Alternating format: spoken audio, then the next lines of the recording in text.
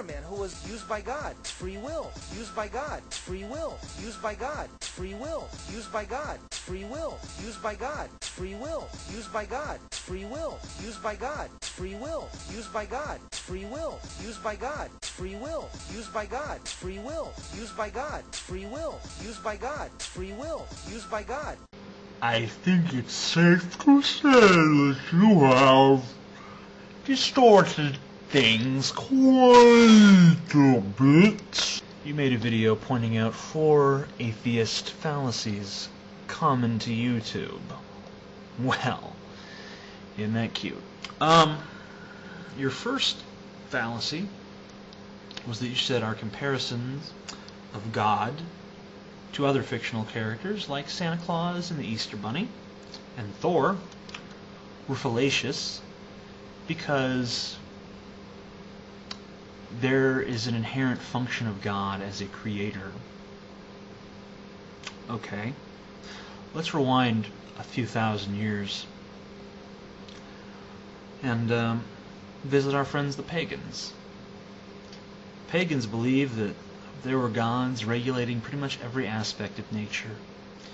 If the grass was growing, it was because there was a god that willed it. And if you told them that there was no god that willed the grass growing, they would tell you, well then how the fuck does the grass grow, bitch? Not in that lingo exactly, but that's probably basically what they would say. Now, the function of Santa Claus is to bring presents to children on Christmas. We know that parents bring presents to children on Christmas. So we know Santa doesn't exist. Well, we're reasonably sure. The function of the Easter Bunny is to leave eggs on Easter. The Easter Bunny doesn't exist because we know the parents also leave the fucking eggs. What was Thor's purpose? Well, Thor was an old god back in the days of the Norse gods, the Norsemen. And much like your God, he has no real purpose, but you say that God was the creator of the universe. So, all that remains for you to do, for us to admit that there is a fallacy, is show us one shred of evidence that supports that fact. Show me something to the effect of God creating the universe. One little thing. Anything. You see, what you're preying upon is gaps in knowledge. We don't know precisely how the universe came into being, so you say God is safe because they don't know the truth. So our lie is comfortably tucked away in ignorance. But that's not always going to be the case. He is a God of the gaps, and we are filling them up pretty fucking fast. And you know what? If we do find a God there, I'd be the first to say, congratulations, you were right. But you know what? What are the odds that when we look there, we're going to find your God, not someone else's God, or a God that none of us could ever have conceived of? When your book, the Bible, was written, there was no knowledge that there of this vast universe. We believed that the Earth was the center of the universe and that it was a relatively small universe, a sphere. But we know that's not the case anymore. We know that the universe is vast, huge, immense, beyond all imagining. So you've taken your small God, your tiny little God that created the Earth in 7 days, and said, now he created the entire universe. He's the creator of the vast cosmos, an unreckonable infinity. Sorry, pal, just doesn't add up. I don't think your God's the right one. Everything that begins to exist has a cause. Number 2, the universe began to exist. Number 3, therefore we conclude that the universe must have a cause. Now back to God. God does not need or have a cause for his existence. Did you honestly think you were going to get away with that?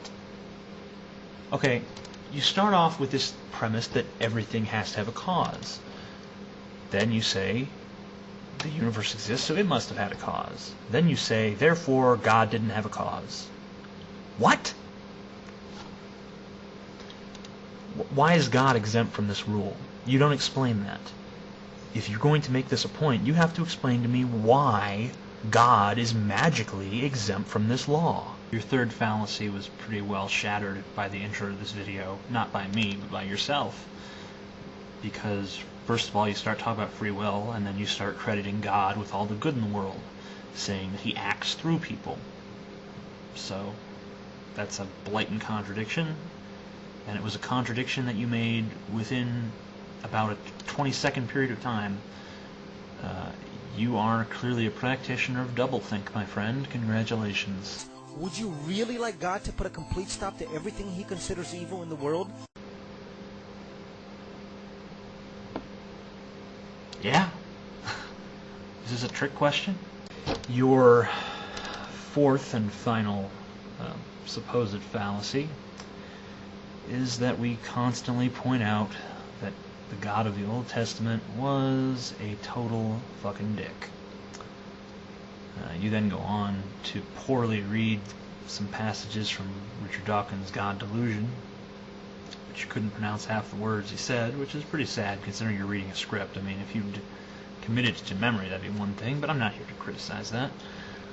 I'm going to answer you with a question that Socrates once asked. And it's a philosophical question. It doesn't directly address your point, but I think that maybe if you actually give it some thought, you'll come to an interesting conclusion yourself. And I'm going to have to think about how to word this, because otherwise I will definitely get it wrong, because unlike you, I am working from memory here. Something good because God does it, or does God do something because it is good? I want you to think about that for a while. Get back to me on it, maybe.